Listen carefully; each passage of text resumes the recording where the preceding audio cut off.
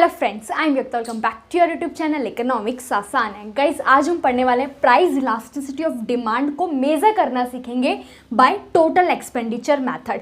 Guys, इससे पहले हम प्राइस इलास्टिसिटी ऑफ डिमांड को मेजर करना सीख चुके हैं बाय प्रोपोर्शनेट मेथड और बाय ज्योमेट्रिक मेथड। आज जो मेथड पढ़ने वाले हैं वो क्या है, टोटल एक्सपेंडिचर मेथड। इसमें हम क्या करते हैं कि प्राइस में जो चेंजेस आते हैं उसका टोटल एक्सपेंडिचर, कंज्यूमर के टोटल एक्सपेंडिचर पर क्या अफेक्ट पड़ता है, उसके थ्रू हम क्या निकालते हैं, इलास्टिसिटी ऑफ डिमांड निकालते हैं। अब इस मेथड में क्या है, कुछ कैलकुलेशन इंक्लूड नहीं होती। इसमें सिंपल हम क्या देखते हैं, रिलेशन देखते हैं प्राइस और टोटल एक्सपेंडिचर का, और तीन इलास्टिसिटी हम यहाँ पर बताते हैं कि इलास्टिसिटी क्या है, इक्वल टू 1 है या ग्रेटर देन 1 है या फिर लेस देन 1 है। इस मेथड के थ्रू हम इलास्टिसिटी जो है 0 और इन्फिनिटी नहीं निकालते। तो बात करते हैं टोटल एक्सपेंडिचर मेथड की। अब नेम से ही पता चल रहा है क्या, टोटल एक्सपेंडिचर। अब ये एक्सपेंडिचर कैसे निकालें हम। फॉर एग्जाम्पल कि मैंने 10 रुपये की चॉकलेट, ठीक है, एक चॉकलेट का प्राइस क्या है, 10 रुपीज़ है, वो मैंने 5 चॉकलेट खरीदी। मतलब 10 रुपये की एक चॉकलेट और मैंने 5 चॉकलेट खरीदी, तो टोटल मैंने दुकानदार को कितने पैसे दिए, 50 रुपये। तो ये जो 50 रुपये कंज्यूमर ने खर्च करे, ये क्या है, टोटल एक्सपेंडिचर। टोटल एक्सपेंडिचर कैसे निकलता है, प्राइस को जब हम मल्टीप्लाई कर देंगे क्वांटिटी से तो निकल के आ जाएगा क्या, टोटल एक्सपेंडिचर, TE। तो टोटल एक्सपेंडिचर मेथड में हम क्या करते हैं, प्राइस का रिलेशन देखते हैं टोटल एक्सपेंडिचर के साथ कि अगर प्राइस में चेंजेस आते हैं तो कंज्यूमर के टोटल एक्सपेंडिचर में उसका क्या इफेक्ट पड़ता है। फॉर एग्जांपल बात करें, फर्स्ट इलास्टिसिटी हम पढ़ रहे हैं क्या, ED greater than 1। ED greater than 1 मतलब कि हाईली इलास्टिक डिमांड है, कंज्यूमर की क्या है, हाईली इलास्टिक डिमांड है। ये तो हम प्रीवियस क्लास में पढ़ ही चुके हैं। तो यहाँ पर क्या है कि अगर प्राइस क्या है 5 है तो कंज्यूमर 100 क्वांटिटी डिमांड कर रहा है और टोटल एक्सपेंडिचर क्या आ गया, 500। प्राइस इंटू में क्वांटिटी, 5 इंटू में 100 क्या आ गया, 500। अब मान लो प्राइस जो वो 5 से डिक्रीज होके हो जाए 4, तो कंज्यूमर क्या करेगा, क्वांटिटी बढ़ाएगा, लॉ ऑफ डिमांड अप्लाई होगा। तो कंज्यूमर ने क्या करा, 100 से 140 क्या करी, क्वांटिटी बढ़ा दी, और टोटल एक्सपेंडिचर भी क्या हो गया हमारा, 500 से 560 बढ़ गया कि 4 इंटू में 140 क्या हो गया, 560। तो क्या हुआ, जैसे ही प्राइस डिक्रीज हुआ कंज्यूमर ने क्वांटिटी बढ़ाई, और क्वांटिटी बढ़ाई तो टोटल एक्सपेंडिचर इंक्रीज हो गया। अब इस केस में क्या होता है कि प्राइस क्या होता है हमारा, डिक्रीज होता है, तो कंज्यूमर क्वांटिटी बढ़ा देता है और टोटल एक्सपेंडिचर कंज्यूमर का बढ़ जाता है।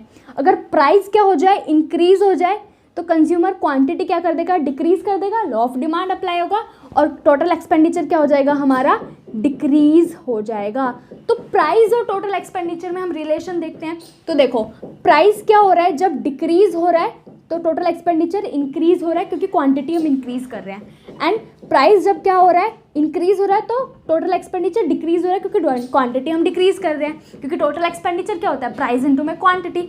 अब प्राइस और टोटल एक्सपेंडिचर में कैसा रिलेशन है, इनवर्स रिलेशन है, नेगेटिव रिलेशन है। तो प्राइस और टोटल एक्सपेंडिचर में क्या सा रिलेशन होता है यहाँ पर, नेगेटिव रिलेशन, इनवर्स रिलेशन होता है। प्राइस बढ़ेगा तो टोटल एक्सपेंडिचर कम होगा, अगर प्राइस कम होगा तो टोटल एक्सपेंडिचर बढ़ेगा। इनवर्स रिलेशन अपोजिट डायरेक्शन में चलेगा हमारा प्राइस और टोटल एक्सपेंडिचर। इसलिए ED जो होती है वो क्या होती है, ग्रेटर देन 1 होती है, हाईली इलास्टिक होती है। फॉर एग्जाम्पल मैं घर से निकली थी 500 की एक शर्ट लेने के लिए, ठीक है। अब मार्केट में जाके देखा कि वो 500 की शर्ट जो है वो क्या है, 800 में 2 शर्ट दे रहा है।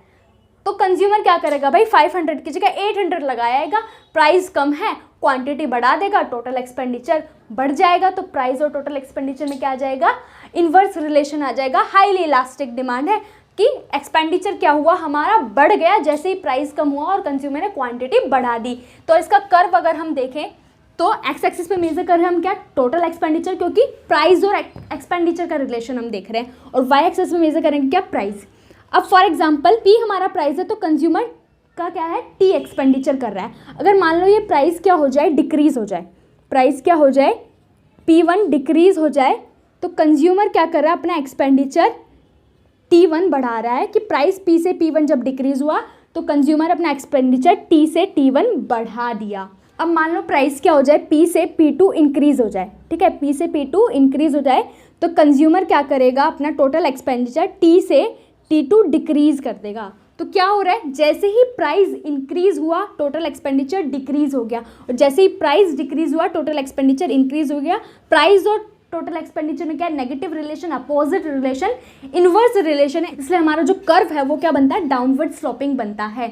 अब हमने ये पढ़ा था कि हमारा जो कर्व अगर फ्लैटर होता है तो उसकी इलास्टिसिटी क्या होती है, ग्रेटर देन 1 होती है। तो हमारा यहाँ पर जो कर्व बना है वो क्या है, हाईली इलास्टिक है, फ्लैटर कर्व है, मोर इंक्लाइंड है टुवर्ड एक्स एक्सिस, इसलिए इलास्टिसिटी क्या होगी हमारी, जब टोटल एक्सपेंडिचर और प्राइस में क्या होगा, नेगेटिव रिलेशन, इन्वर्स रिलेशन होगा, तो इलास्टिसिटी ग्रेटर देन 1 होगी।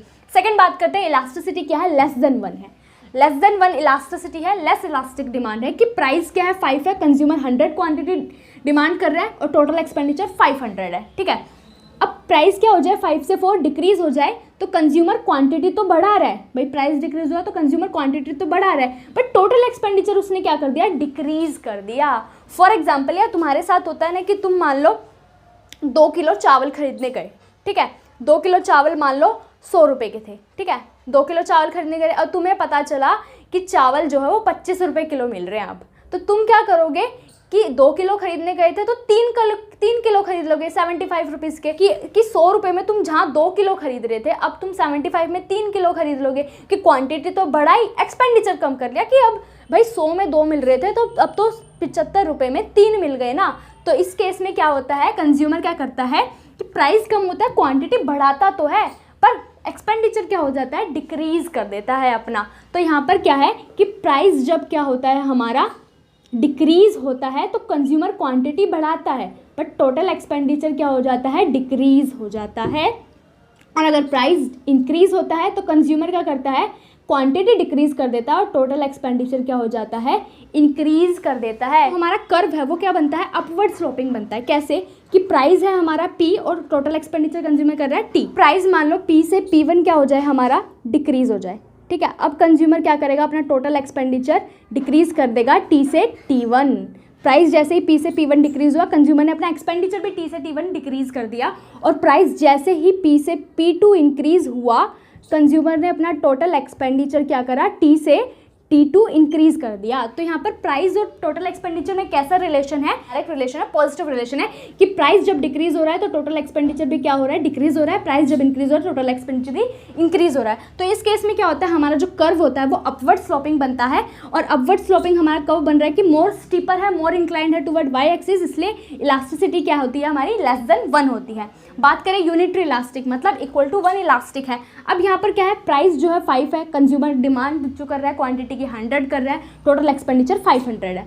अब प्राइस क्या हो गया, 5 से 4 डिक्रीज हो गया, तो कंज्यूमर ने क्वांटिटी जो है अपनी बढ़ा दी 100 से 125, और एक्सपेंडिचर जो है सेम रखा 500, कि कंज्यूमर 500 रुपये लेके गया, 500 रुपये में ही चीज़ खरीदेगा, उससे ज़्यादा एक्सपेंडिचर नहीं करेगा। तो इस केस में क्या होता है कि प्राइस चाहे क्या हो, इंक्रीज हो चाहे डिक्रीज हो, हमारा टोटल एक्सपेंडिचर क्या होता है, सेम होता है। प्राइस क्या होगा, इंक्रीज होगा तो कंज्यूमर क्वांटिटी डिक्रीज कर देगा, और प्राइस डिक्रीज होगा तो कंज्यूमर क्वांटिटी बढ़ा देगा, बट टोटल एक्सपेंडिचर को सेम रखेगा, कि टोटल एक्सपेंडिचर वो अपना 500 का 500 लिख रखेगा, उससे ज़्यादा नहीं बढ़ाएगा।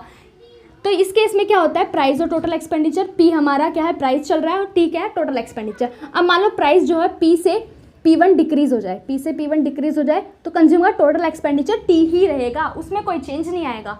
अब मान लो P से P2 प्राइस इंक्रीज हो जाए तो कंज्यूमर टोटल एक्सपेंडिचर क्या है, T ही रहेगा, इसमें कोई चेंज नहीं आएगा। तो इस केस में क्या होता है, प्राइस और टोटल एक्सपेंडिचर में कैसा रिलेशन होता है कि कोई अफेक्ट नहीं पड़ता, प्राइस का जो है टोटल एक्सपेंडिचर पर कोई अफेक्ट नहीं पड़ता है। TE बार से डिनोट करा, मतलब TE क्या है, कॉन्स्टेंट रहता है, सेम रहता है।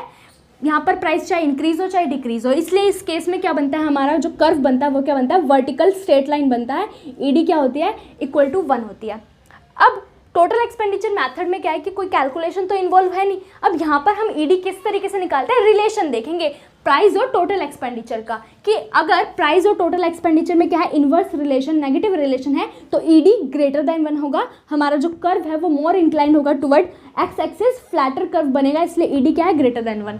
देन अगर प्राइस और टोटल एक्सपेंडिचर में क्या है, पॉजिटिव रिलेशन है, मतलब डायरेक्ट रिलेशन है, तो हमारा कर्व कैसा बनेगा, अपवर्ड स्लोपिंग बनेगा, मोर स्टीपर होगा और इंक्लाइंड होगा टुवर्ड वाई एक्सिस, तो इसलिए ED क्या होगा, लेस देन 1 होगा। एंड देन बात करें प्राइस और क्वांटिटी, ही प्राइस का अगर कोई इंपैक्ट नहीं पड़ता है टोटल एक्सपेंडिचर पर, इसलिए जो हमारा कर्व है वो क्या है, वर्टिकल स्ट्रेट लाइन बनता है, और ED क्या होता है, इक्वल टू 1 होता है। तो इन तीनों कर्व को अगर हम एक ग्राफ पर शो करें तो इस तरीके से शो करेंगे कि ये जो हमारा कर्व है ये क्या डिनोट कर रहा है कि ईडी क्या है, ग्रेटर देन 1 है, क्योंकि क्या है, फ्लैटर कर्व है, more inclined toward X axis, तो हमारा ये क्या है, ईडी ग्रेटर देन 1 है। देन अगर बात करें ईडी क्या है, इक्वल टू 1, मतलब प्राइस में चेंजेस आ रहे हैं बट हमारे एक्सपेंडिचर में कोई चेंज नहीं आ रहा, एक्सपेंडिचर क्या है, कांस्टेंट है, सेम है। तो हमारा क्या कर्व बना, वर्टिकल स्ट्रेट लाइन बना, तो ईडी क्या है, इक्वल टू 1 है। अब यहाँ पर अगर मैं बात करूँ तो यहाँ पर हमारा कर्व क्या बना है, स्टीपर कर्व बना है, मोर इंक्लाइंड है टुवर्ड वाई एक्सिस, तो इसलिए ईडी क्या है हमारा, लेस देन 1 है। तो ये हमारा क्या टोटल एक्सपेंडिचर का कर्व, अगर हम तीनों इलास्टिसिटी को एक कर्व पे शो करें तो इस तरीके का एक डी शेप हमारी कर्व बन जाती है। So guys, total expenditure method से रिलेटेड क्वेश्चन किस तरीके आते हैं कि या तो तुम्हें एक तरीके से क्या दे देंगे, ये टेबल दे देंगे, तो तुम रिलेशन फाइंड करोगे प्राइस और टोटल एक्सपेंडिचर में और इलास्टिसिटी बता दोगे कि अगर इन्वर्स रिलेशन है तो ग्रेटर देन 1 इलास्टिसिटी होगी, अगर पॉजिटिव रिलेशन है तो लेस देन 1 इलास्टिसिटी होगी, और अगर टोटल एक्सपेंडिचर सेम है तो इक्वल टू 1 इलास्टिसिटी होगी। या फिर तुम्हें ग्राफ दे देगा कि मोर इंक्लाइंड है toward X axis, flatter curve है तो ग्रेटर देन 1 इलास्टिसिटी, कि मोर इंक्लाइंड है toward Y axis, steeper curve है तो लेस देन 1 इलास्टिसिटी, और अगर वर्टिकल स्ट्रेट लाइन कर्व है तो इक्वल टू 1 इलास्टिसिटी। तो इस तरीके से तुम्हें ग्राफ दे देगा या फिर टेबल दे देगा। तुम्हें क्या करना है, प्राइस और टोटल एक्सपेंडिचर में रिलेशन फाइंड करना है कि 3 रिलेशन आते हैं। अगर प्राइस और टोटल एक्सपेंडिचर में डायरेक्ट रिलेशन है तो लेस देन 1 इलास्टिसिटी होगी, अगर प्राइस और टोटल एक्सपेंडिचर में इन्वर्स रिलेशन है तो ग्रेटर देन 1 इलास्टिसिटी होगी, और अगर प्राइस का इम्पैक्ट कुछ नहीं पड़ता हमारे टोटल एक्सपेंडिचर पर, टोटल एक्सपेंडिचर सेम रहता है तो इक्वल टू 1 इलास्टिसिटी होगी। सो गाइज, ये था क्या टोटल एक्सपेंडिचर मेथड, जिसके थ्रू हमने इलास्टिसिटी को देखा। 3 तरीके से हमने इलास्टिसिटी को मेजर करा, हाईली इलास्टिक, लेस इलास्टिक और यूनिटरी इलास्टिक। सो गाइज, आज के लिए इतना ही, मिलते हैं नेक्स्ट क्लास में। Thank you. Tell me pretty lies, look me in the face, tell me that you love me, even if it's fake.